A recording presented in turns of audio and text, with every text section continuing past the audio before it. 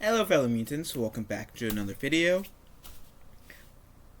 And in this video, we're going to talk about Heir to the Empire essentially, right? And how if you guys watched the Ahsoka show, which by the time of this recording, episode 7 has yet to come out, so I do not know how the series will come out at this point. But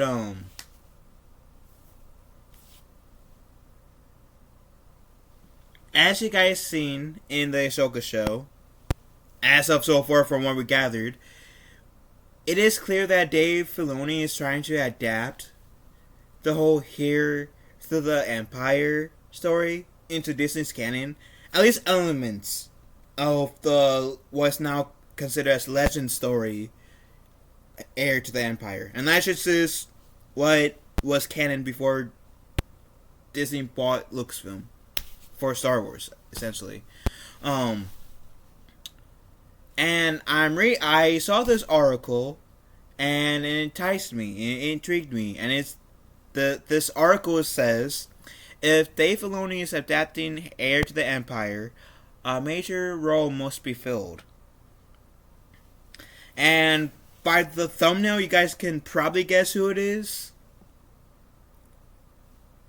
that they're referring to, and so there's no point in keeping it a secret. Mara Jade. I don't know. Admittedly, I'm kind of ignorant to most of Mara Jade's, the history of Mara Jade. But what I do know is that she was the Emperor's assassin, I want to say. I after the Emperor died and the Empire fell in Return of the Jedi, of course after those events, she essentially became part of the good guys, married Luke Skywalker, and had a child with him called Ben's, named the kid Ben.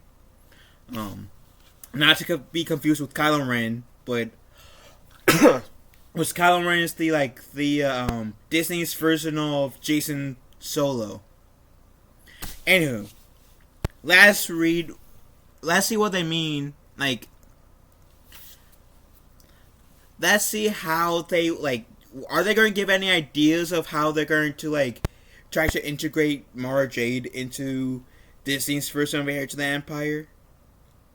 Or are they going to try to imply that a Mara Jade character should be in the Disney's version of Heir to the Empire? So let's give this a read. Dave Filoni is often celebrated for his willingness to deep dive into the depths of Star Wars lore, which goes a long way towards appeasing the Star Wars fans who remembered the expanded universe of the 1990s, when the reintroduction of Grand Admiral Thrawn in the latest episode of Ahsoka. Latest episode, they mean episode 6. 5. 6? Yeah, 6. Sorry. I forgot there's 8 episodes. Yes, it's episode 6, essentially. It's where they reintroduce Thrawn. And Ezra. Anyways. It's very likely that Filoni is now planning to loose adaptation of the 1991 Timothy Zahn novel Heir to the Empire. With Disney's acquisition of Lucasfilm and its production of the Star Wars sequel trilogy, it has now become impossible to adapt Heir to the Empire exactly as it was originally written, which is disappointing for a number of reasons, but especially for fans of one important character from the expanded universe. Mara Jade was introduced in Heir to the Empire as a second-in-command for prominent smuggler Talon Karrde, but her backstory is much more sinister. Formerly known as the Emperor's Hand, Mara Jade acted as an agent directly under the evil Emperor Palpatine. In classic Star Wars fashion, however, Mara Jade defied her shady past to become a Jedi Master alongside Star Wars' greatest hero, Luke Skywalker. While time may have passed Mara Jade by, there are still other opportunities to honor her legacy. So Mara Jade initially harbored three ill will towards Luke Skywalker. So Heir to the Empire brings Mara Jade and Luke Skywalker together when neither is expecting it. Luke is completely unaware of Mara Jade, but Mara Jade is more than aware of the legendary Jedi Knight. Mara Jade blames Luke for her entire life crumbling down around her, given his role in taking down Palpatine and his empire. As the Emperor's hand, Mara Jade lost everything during the closing moments of Return of the Jedi. However, Palpatine still had a few tricks up his sleeve during his final moments. With one last telepathic message, Palpatine commanded Mara Jade to hunt down and assassinate Luke to avenge his death. He also gets altered footage of his downfall delivered to her, falsely portraying both Darth Vader and his son Luke, taking him down as a father-son duo as opposed to the true events where Vader was responsible for his master's demise all on his own. And then wouldn't it be the first time that in the Star Wars continuity that Palpatine doctors shit? Because going back to Revenge of the Sith, when Mace Windu brought those 3, 4 other Jedi? I forget the exact number. It's 3 or 4 Jedi, right? To arrest the Chancellor after Anakin told Mace about told Mace that Palpatine's Sith Lord that they've been looking for. In the I believe it's in the Revenge of the Sith novelization where they explained it, where in that fight, Palpatine purposely didn't have any visuals recording, but he had verbal recordings set to make it sound like Mace Windu and some of the Jedi that he took with him were trying to kill him, attack him, which essentially made it easier for Palpatine to make the general public's perception of the Jedi dwindle. So, my point is, not the first time Palpatine manipulated shit. Anyways. Because of Palpatine's manipulation, Mara Jade was determined to kill Luke at any cost, whereas Luke eventually became more focused on breaking Palpatine's hold on her over his former hand, despite the danger it presented him with. Okay, so, Shang-Chi Hati and Ezra Bridger fit the Mara Jade Luke Skywalker dynamic.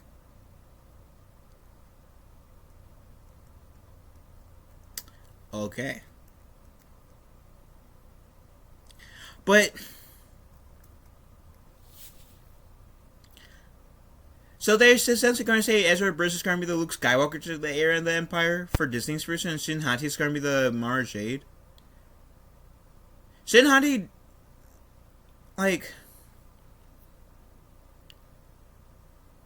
well, she was also just introduced in the Ahsoka show, and granted that the last episode of the Ahsoka show, episode 8, hasn't been aired yet by the time of this recording, so I don't know if she worked with the Empire for the Empire. But as I'm aware at this point in time of this recording, I can see Shin Hati being the Mara Jade. I don't know. Anyways, with Luke's history as established in The Last Jedi and making no mention of Mara Jade, it's safe to assume that Lucasfilm has made the decision to exclude Mara Jade from the Jedi Master's life. Okay, let me address that. I feel sure, they could exclude Mara Jade if they want to, but if they want to make people like me who are frustrated with how Luke Skywalker was reading the Last Jedi and his reasonings for and who criticized his reasoning to not exactly help the Resistance face the First Order. I feel like by bringing in Mara Jade, or just a love interest in general that for Luke that got killed by Kylo Ren, would help us fans, or at least some fans, who has been very critical of Luke Skywalker choosing the hermit life.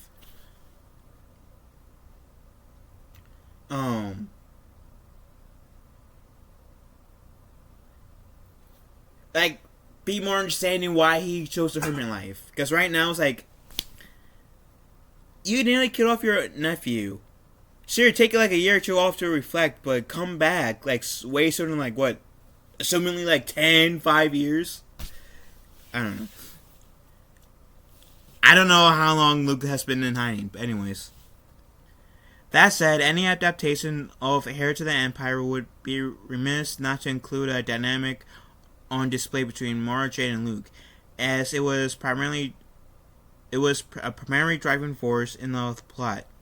The writing can't be the only element Filoni brings to the table when alluding to such an iconic story in Star Wars lore.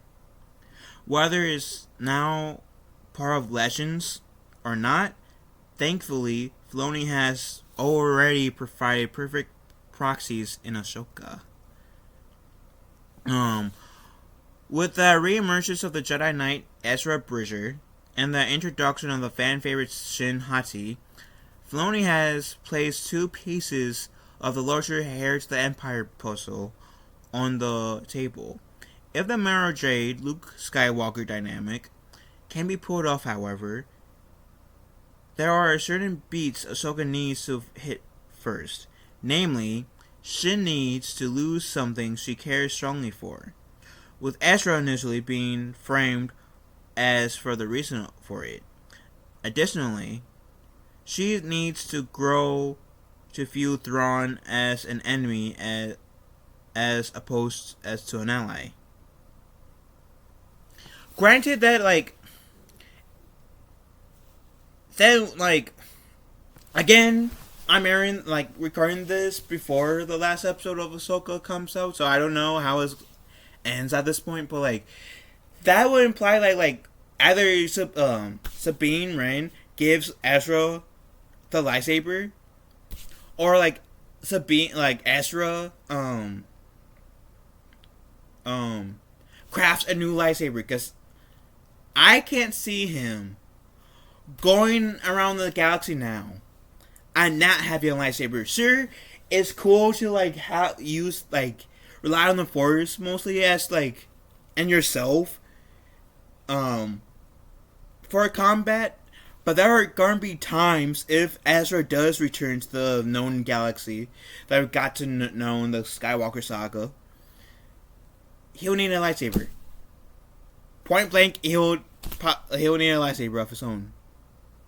So he'll either need to get his old lightsaber back from Sabine, or which was confirmed that now is Sabine's. I feel like that droid David Tennant voices for in the Ahsoka show said that now it's hers. So at this point, I feel like the route Ezra has to do is craft his own lightsaber for a third time. At this point, anyways, sorry. I'm rambling. Anyways, with Stevenson's untimely passing earlier this year, it's entirely possible Baylan is the loss Shin needs to experience to drive her toward the trajectory Mara Jade made famous in San's original Thrawn trilogy. So Baylan's goal training of Shin Hati as something more may prove important. In Ahsoka Season 1, Episode 6, Part 6, Far, Far Away, Baylan makes it a point to remind Shin that he trained her to be something more than a Jedi or a Sith. Baylan generally seems much more empathetic towards both sides of the galaxy's most ancient rivalry, which could manifest and Shin down the line. While she seems more than willing to get her hands dirty right now, some maturation could result in Shin's finding herself on the right side of history when it comes to the rebellion struggle with Thrawn. While Shin may start out blaming Ezra for whatever intense loss she faces in the future, it could be the Jedi's hopeful nature that eventually turns Shin away from the dark side of the Force and convinces her to focus her efforts towards Thrawn. And that's also assuming that Ezra, because I've watched Star Wars series video, which I will link in the description so you guys can watch as well as this article I'm reading, where he says that maybe the Ezra that's in Ahsoka isn't real. I think that's a pretty interesting theory. One that I wouldn't exactly be opposed to seeing, but at the same time I wouldn't exactly be opposed to if that was the real Ezra and he returned to the galaxy. Again, recording this before episode 8 of Ahsoka comes out, so I have no idea how Ahsoka ends. So, anyways, I'm continuing.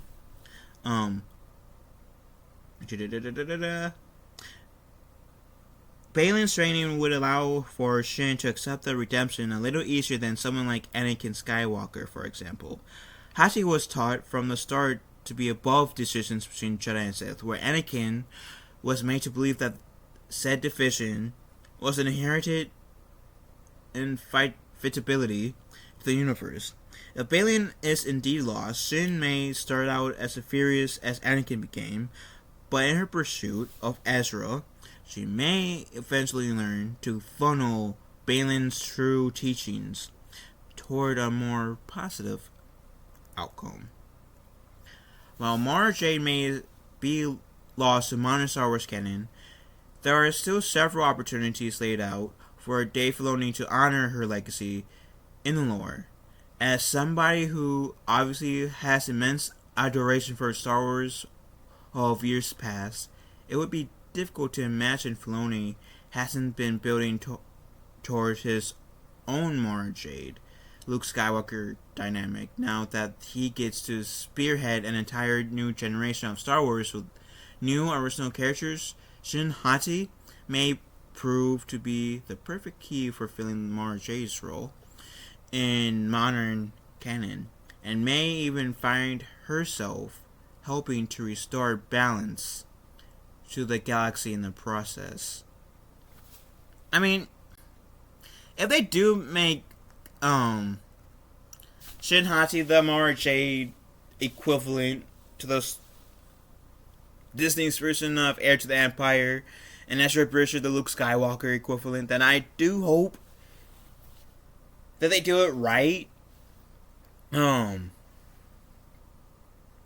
Personally, if you ask me, I would much rather have like Luke Skywalker be in the forefront with like either Mara Jade or another Force like love interest that of her personality resembles Mara Jade. But regardless, because I've heard like it may be setting up to a movie, right? A Filoni, the Filoni movie, which is maybe the Heir to the Empire. I think regardless of which route they take in terms of actually canonizing Mara Jade in the Disney Star Wars, or having like Shin Hati be her replacement and Ezra Bridger being Luke Skywalker's replacement, I think for sure that Luke, Han, and Leia definitely needs to be incorporated somehow into the Heir to the Empire story. I think that's a given, that's a must. And I really hope that they do it well. And they honor this.